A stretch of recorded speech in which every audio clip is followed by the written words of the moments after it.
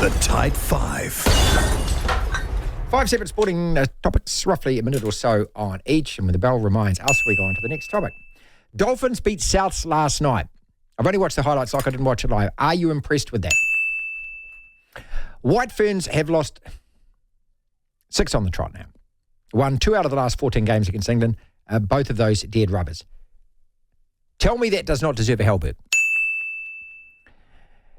Warriors are not making the top 6. Let's make that loud and clear. And this is, when you look at the points table, I just don't think it's possible. It's certainly not probable. I don't even think it's possible. I think we're battling 7th and 8th now. And we can get 7th and can get 8th. Spain versus England. Euro Championship final. Who you got? And New Zealand Cricket have thrown their weight behind a revamped Eden Park. CEO Scott Wenick says the proposed flexible seat options to accommodate a regulation-sized oval for cricket is a game changer. And so, therefore, he's given the big tick to the Eden Park revamp as opposed to the Waterfront Stadium. Dolphins beating Souths last night, Lock. So what it means on the points table as far as the NRL is concerned, the Dolphins go to 24. They're in 6th spot. I'm carving off, ladies and gentlemen, the top 6 teams. Melbourne, Penrith, Roosters, Sharks, Dogs and Dolphins. I think that those teams are all in the finals. And I've doubted the Dolphins all year, but Lachlan, they keep winning. They're 9-7. And when you look at the Warriors, okay, the Warriors might be 7-9-1. That's 3 or 4 wins behind. When you've only got 7 games left, what you're hoping for to catch a team like that is that you win every one of your games and they are going to lose most of theirs. You can't rely on other teams. You've got to win your games. I think the top 6 are gone. I think they are beyond reach now.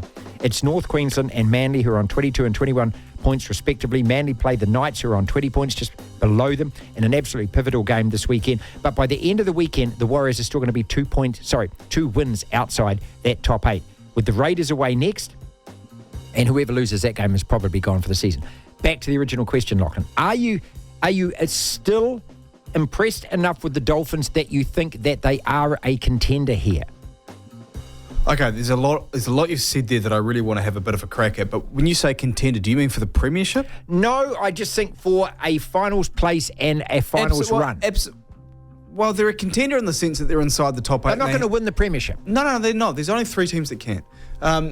They're a contender in the sense that they are because they're in the 8. They've been in the 8 all year. Yes, but it depends what you mean by contender. But if you're saying just to make the 8, absolutely, because they're sitting inside the 8.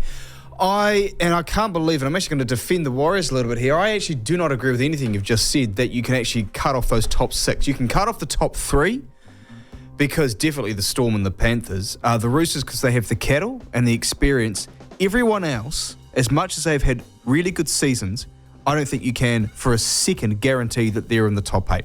Main reason being because the Sharks are on 24 points, but they're in free fall. They've really struggled the last month and a half, 2 months.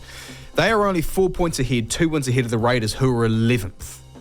There's not much at all between 4th and 11th. Now, the Sharks should make the 8, but my point is, you look at the Dolphins, for example, they've got the Panthers next. They've got the Titans, who have been a niggly side. They've got the Roosters still. They've got to take on the Warriors, who on their day are hard to beat. They've still got the Dogs. They've got the Broncos, they've got the Storm, and they've got the Knights. And so the Knights are capable of a big win. Everyone's playing everyone, the Dogs right? are the same as well. They've got Brisbane and the Cowboys away in the next couple of weeks. They've also got the Dragons, they've got the Warriors. Everyone has really hard matches. I think you can say the top 3. I'd accept the top 4 of the Sharks because they've been in that top 4 pretty much all season. Dogs, Dolphins, Cowboys, Seagulls, while I do agree to an extent that the Dogs probably will finish in the 8, at least in my prediction, and the Cowboys I think will be in there, you can't say that they're absolute locks. I don't think, at least. But to answer your main question at the end there about are the Dolphins a contender? I'm happy. I'm happy with that. Yeah. Yes, I think they are. Okay. I'm happy with that. Yeah, well explained. I'm happy with that. We'll go more into this in about 20 minutes or so. White Ferns have lost 5 on the trot. Simon Dool yesterday. I had a good chat to Craig McMillan, and Craig's always been a fairly straight shooter. I think he's doing everything he can in the short term. He hasn't been there long. And I said to him, what's coming through the system? What's in behind? He said, mate, to be honest with you, this is as good as we've got. And that's what we have to work with. So that's what we're trying to do. We are trying to make them better. They're training hard. They're just not getting better. The results are not there. England are so far ahead of them. It's not even funny. Okay, so Sophie Devine afterwards, captain. Oh, look, I mean, congratulations to our girls. I mean, we took it hard to the last over and everything. Okay, so that's what I'm going to be doing now. I'm just going to be layering the cheese on top of the cheese. It's a 3-cheese sandwich. I'm going to melt mozzarella on top of that, and I'm going to grate parmesan on top of that, Lachlan. This is fantastic for the White Ferns is what it is. They were really competitive in this game. Yeah, and as Sophie Devine said, I couldn't have asked for anything more. Couldn't have asked for anything and I more. tell you what, Sophie, I totally agree. Totally White agree. Ferns, I couldn't have asked for more than that. Don't ask them to win because that's just ridiculous. No, I mean, that's we're just stupid. going to get forward why would you laughter wanna if win? that's the case. Why would you want to win? I've been contacted by 2 of the provincial women's coaches overnight who keep asking me, talk to this person, talk to this person, talk to this person. They keep saying to me, keep banging the drum. I'm not going to mention who these people are, and don't assume that they are people that you think that we know or whatever, because no, these 2 have not appeared on the program. And they say, keep banging the drum, keep banging the drum. We've got girls in our team who should be in that team, but because they aren't as well connected as some of those players, they're not getting the opportunity. So I'm not so sure that Craig McMillan's right there in that quote when he said to Dawley that this is the best that we've got. And I do wonder whether or not that there are players out there. Well, look, this bunch of losers, if this is all they can produce, oh my God, sorry. This bunch of winners, if that's hard workers. If this is as good as it gets for those hard workers, well then you're not winning anything, so maybe you want to try somebody else. Maybe that's a suggestion. I say this a lot, to be the devil's advocate, not that I would ever advocate for the devil, the coaches that you're talking about would be very defensive of their own players as opposed to other players, of course, because they're their players. I would think that's the case. But the same goes for Craig McMillan. Yep. Yeah, I always get mixed up between him and Clayton, which one's which. Craig McMillan in the sense that he's got his own team and his own group of players. He's probably part of the selection panel. He plays a role in who's selected, so he wouldn't want to give you a suggestion that who he's selected or his colleagues have selected aren't good enough and there's better ones out there. So I think there's a bit of bias for all of the parties involved. At the same time, I can't imagine there's much sitting there in domestic cricket New Zealand, for women's players that is, that would change their fortunes on these tours that mean that they could actually win a series against England. I'm not saying that there's not 1 or 2 players in domestic cricket that are better than 1 or 2 that are in the White Ferns right now, but I don't think there's enough there to change our fortunes. It's not as if we're going to unearth a Cole Jameson out of nowhere. Given the fact that we are the football Ferns with cricket bats, is it worth actually having a crack with some younger talent and actually giving them the experience so that maybe in 2 or 3 years' time it actually comes to fruition, as opposed to these older players who've been there, won nothing, done nothing for year after year after year, and they're collecting paychecks. Yeah, I'd do what should have been done to the football Ferns before the World Cup, and which is what Fred de Jong said, clean it out. I would say the moment that those older, experienced players begin to show a hint of slowing down of their performances and aren't as good, I'd get them out of there. I'd say, it's not a pension job. But and no this is what a lot of these women think it is. Oh, I deserve it because I've played it so many. Yes, you did play a lot of matches, but you're not as good as what you think you are. Well, no, sorry. You're having fun and the culture's great. Spain versus England. I said yesterday, Lachlan, I believe in destiny. The Poms have it. And I wonder whether the Spanish side, for all their excellence, whether the young players might get a little overawed in Berlin in that final. England have bitched and scraped and fought and scuffed their way through to this final, but they played pretty well against the Dutch mostly. They've got...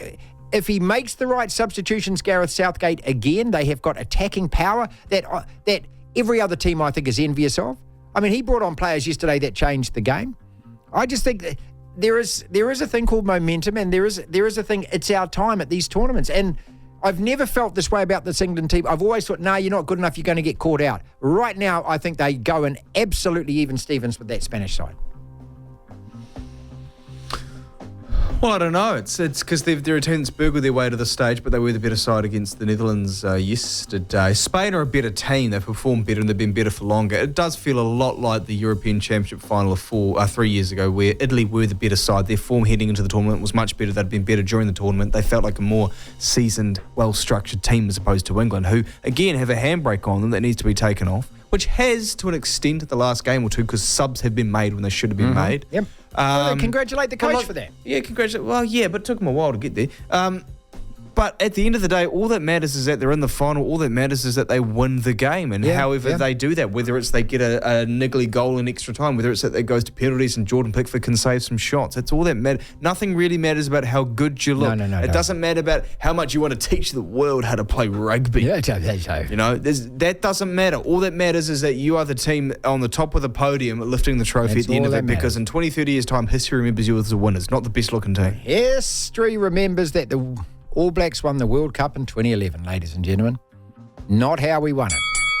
Speaking of which, quickly, All Blacks versus England. Give me a score. I never ask you for a score. Give me a score. 27-18 to the All Blacks. That's what I would say. Okay, all right. Okay. Which is not a score that I would be totally pleased with. I think it's 1-12, but I think we win that game. I think we're going to play better. We're going to be better, and I think we win that game. I honestly think, but they are good enough to stay within reach of us. They are. This is a good English side that's getting better. I think that this year is going to be very similar to the 2020 Test season that we had, where we had some good results by the numbers, but you watched it like that was the first year that Ian Foster coach. We had that draw in Wellington, then we COVID year as well. Yeah, I know, but we killed the Wallabies at Eden Park, and then we lost to the Argies. Absolutely, we did. We absolutely dicked Australia and Sydney, but then we lost to Argentina. I think lost to Australia and Brisbane, and then we beat Argentina by a lot. But whenever you watched us, even in those big wins, you went, I don't feel like this is a proper good All Blacks performance. I think there's going to be a lot of games like that this year. We might win by 20 points, but it won't look great. Finally, New Zealand Cricket CEO Scott Weinick has thrown his weight behind a revamped Eden Park. And he says that the proposed flexible seat options to accommodate a regulation-sized cricket ground is a game changer. I can't buy it. Look, the one thing about the Waterfront Stadium I like is it's a football ground. I just hope that whatever if you're serious about Eden Park, is there any possible way of turning it into a rectangle? And then, via technology, but even if you do then take some temporary seating away, you're still going to have a really weird-shaped, small cricket ground. Eden Park is not a test cricket ground because one of the boundaries, you can spit it over the fence for 6. I would wish that New Zealand cricket would be thinking along the lines of, okay, we've got some fantastic cricket venues all over the country to play test cricket. Maybe Eden Park isn't one of those anymore. No. Now you've got Hamilton, you've got Hamilton's a great ground. Well, it is. You've got Napier. You've got... Napier's not a good ground. Okay, well, you've got Tauranga. You've got the... Tauranga's good, Bay Oval. Pukekohe Park and New Plymouth is... Too small to play but test it's lovely cricket. to look at. Yeah, too small. The Cape Town's terrible. The Basin is a brilliant test ground. Hagley. So you got... The Oval in Dunedin. Yeah, so... University Oval. That's pretty good. Okay, so you've got... What's the one in... I think you just said it. Is it the Nelson one? Yeah, not really for test cricket, but that's a good one-day venue. It's just not big enough. A test cricket ground... What define big enough? I mean, it's got to be a test cricket ground. It can't be... You can't have a 30-metre boundary. No, but... Well, I don't think the Nelson... Hold up. But I don't think the Nelson one's that small. I could be totally wrong. You're not allowed to drink there because the council doesn't like them alcohol thing. Well, none of our councils like anything because they're... Meh. So, look, I think we've got enough test cricket grounds. Why don't you just make Eden Park outer oval? I mean, if that's the case, make that the test cricket ground because how often do you actually get 25,000 people at a cricket test? Never. Well, we never do. This is the thing. Okay. We're not selling out the MCG. So the Basin Reserve sells out for the first few days or something, but that's only 7,000 or 8,000. And then make Eden Park an actual football stadium for rugby, for soccer, for league, and have the cricket ground so you could actually increase the size of the cricket ground, make it the proper size, and then...